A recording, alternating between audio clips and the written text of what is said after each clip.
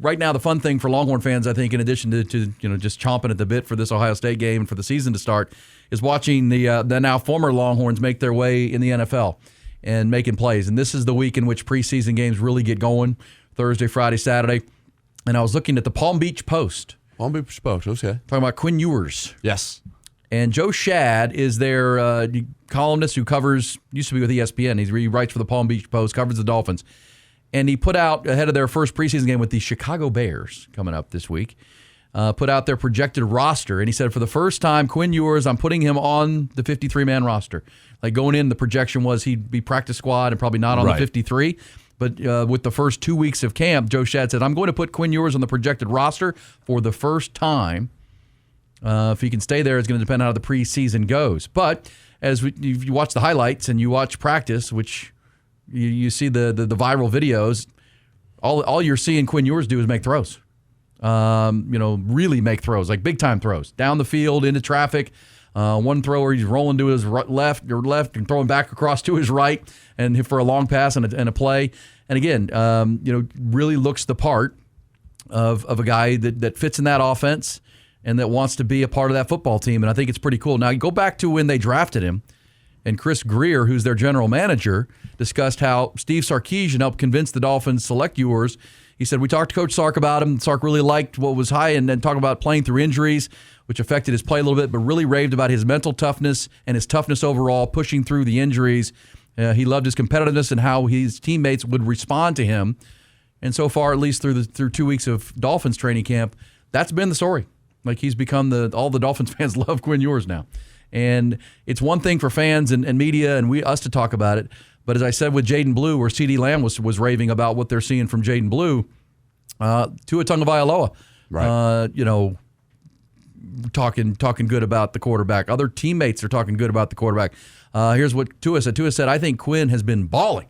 So, that's a good thing to see. Fun to watch. And has an opportunity now in Miami when the preseason games get going. We'll see if that can keep going. He's got to stay healthy. When he's healthy, which was limited time, limited games, he is very good at football. Yeah. Plain simply. Yeah. I mean, that's it's worth a seventh rounder for a team that has already injury-prone quarterback. Tua Tagovailoa, when healthy, good. But, again, another when healthy. Well, and it's one of those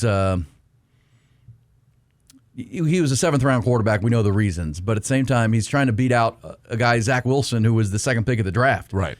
And all he's done is bust whenever he's gotten his opportunity. Can he beat out Zach Wilson becomes a question, and that'll begin with these preseason games with the schedule beginning Thursday. Bears. By the way, the reports out of Bears camp is that my man Caleb Williams is struggling. Not looking good. In the new Ben Johnson offense. It's going to take a little bit. That's all I have to say. It's.